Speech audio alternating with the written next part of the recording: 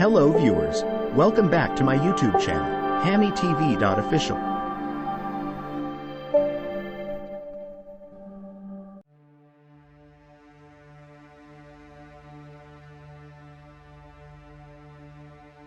The origin of the word.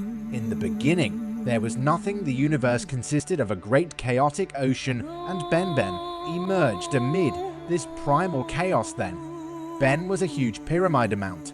There was a lotus flower with Ben, and this, when it blossomed, brought the god Ra to the world, and light came with him. Ra by himself generated the first generations of gods. Shu, the god of the air, and Tefnut, the goddess of rain, were born. The universe was enwrapped by a vast mass of primordial waters. Shu and Tefnut plunged into the waters to explore its immensity. Ra felt afflicted after realizing that their children were taking a long time to return, and fearing never seeing them again, he sent his best messenger to find them. Shu and Tefnut returned safe and sound, and Ra's joy was so immense that human beings were born from his tears.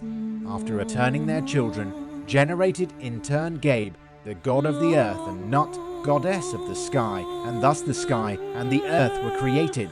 The great god Ra sovereignly ruled the universe power, and he was awarded the title of the first pharaoh. The god gifted Egypt with several sacred animals like the ox and the lion, but his greatest offering was the creation of the Nile River around its shores. Men would defy a civilization glorifying the gods, but Ra had a premonition that his grandchildren would give birth to a new generation of gods who would put an end to his reign, and so the great god forbade the sky and the earth to have any offspring whatsoever. But Nut and Gabe disobeyed and gave rise to a powerful offspring, Isis, Nephth, Seth, and Osiris. They dethroned Ra, and Osiris started to reign over the world. But the new god's throne was not safe, because his brother Seth was eager to take all power for himself, and so the saga of Egyptian gods began. Osiris and Seth.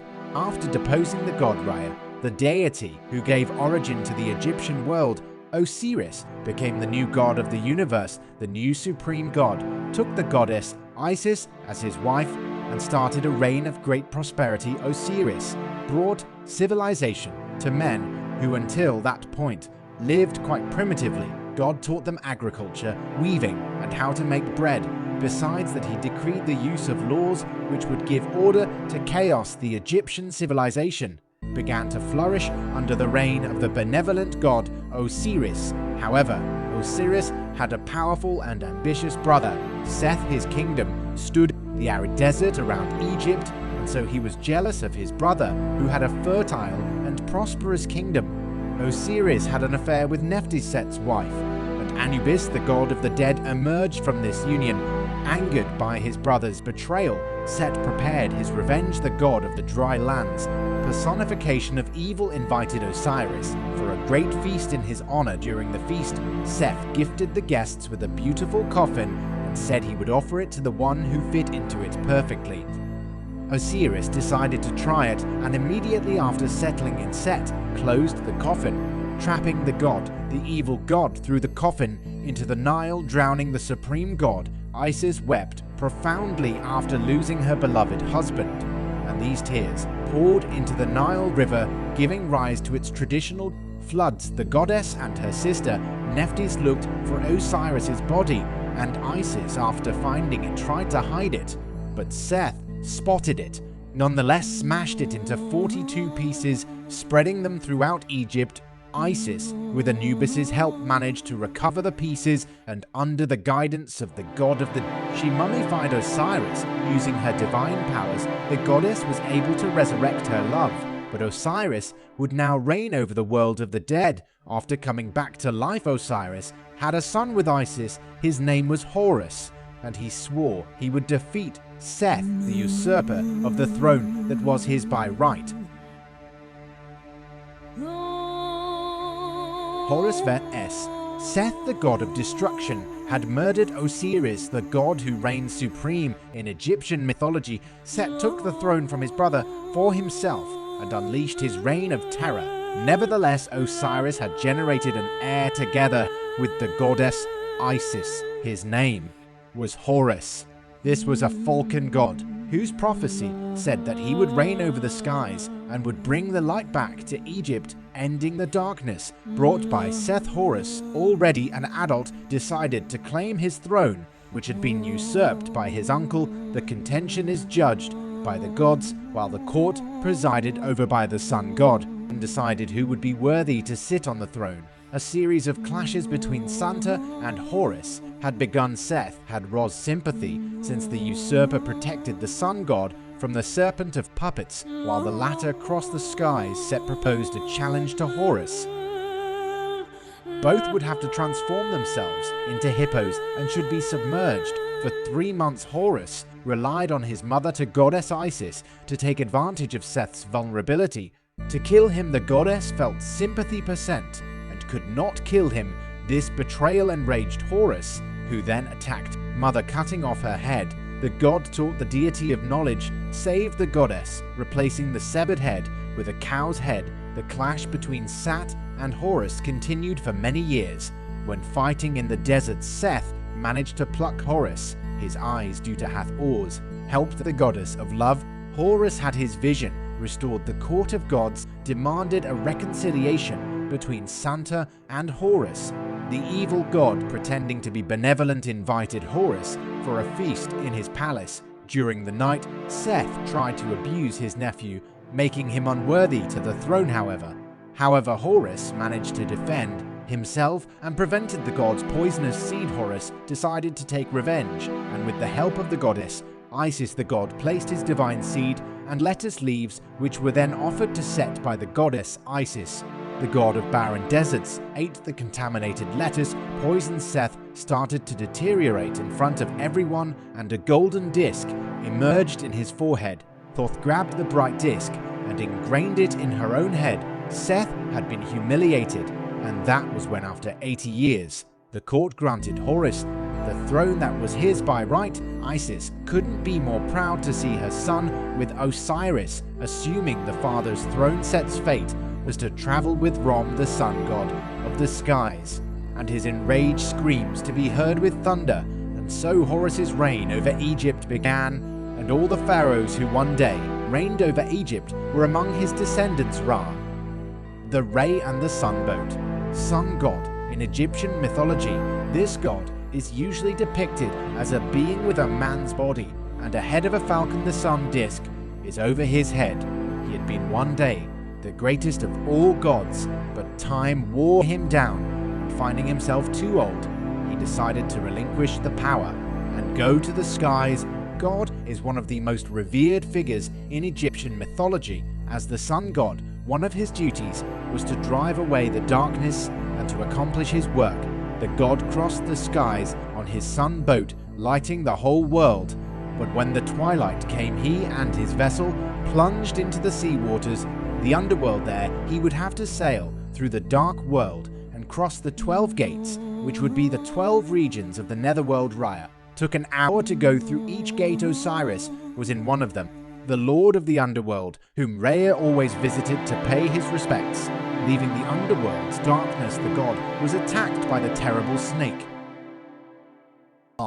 This force of chaos tried to destroy the god's vessel, and each day the serpent seemed closer to accomplish her desire. Apophis once managed to swallow the sun boat, putting an end to the sunlight in the morning.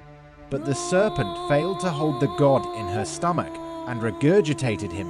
This event, marked as a solar eclipse, however, destroying Ra's boat became more difficult, since Set, the god of destruction, after losing the dispute of the supreme throne, for Horus had been condemned to navigate with Ra across the skies. He helped the sun god, defending his vessel against the terrible serpent, defeating it several times, making Ra's underworld journey safer. The god Ra was a figure worshipped throughout Egypt, but this god was especially adored in the city of Heliopolis.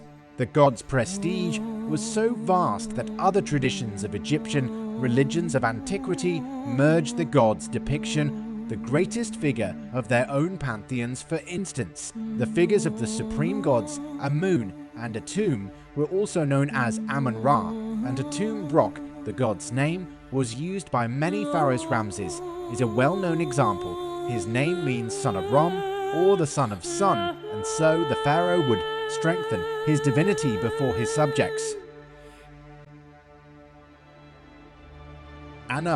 Anubis, the god with a jackal head, is a deity of the Egyptian mythology. Connected to life after death, the god is one of the most ancient Egyptian deities, and therefore his role changed. As the centuries went by, Anubis was already considered the main deity linked to death, and the underworld's god. This role was transferred to the god Osiris. The jackal god was also considered the god of embalming and mummification in funeral rites. It was common to see a priest wearing a jackal mask during the mummification process. The god was also considered as the protector of tombs and cemeteries there, protecting the bodies of those who went to the underworld. Anubis is the son of the goddess Nephthys, wife of Set, but his son was not born of the union with her husband, since Nephthys had been disguised as the goddess Isis, and so she mingled with Osiris. Set, coming to terms with that act of disloyalty, plotted against Osiris, killing him and scattering his body parts throughout Egypt. After Isis gathered all the parts, Anubis helped the goddess during the god's funeral ritual. So Anubis transformed the body of Osiris into the first mummy. Anubis became the deity that led the spirit of the dead to the underworld, where the dead would be judged by a court presided over by Anubis. The god placed the deceased heart in Osiris as scale and the feather of truth on the other side. If the heart was heavier than the feather, it indicated was full of wickedness. He was then delivered to Aphmet, a demonic creature known as the Heart Devourer. If the feather was heavier than the light heart of the soul of the righteous and good, Anubis would take the person to Osiris, and the deceased stepped into life after death. In the period rule over Egypt, the god Anubis was associated with Hermes, which in Greek mythology is also a deity that led souls to the underworld. This association gave rise to a deity called Herman Abyss, which became popular during the period of Roman rule. Anubis is certainly one of the most popular divinities in Egyptian mythology, the god accountable to lead souls to the afterlife. Bastet.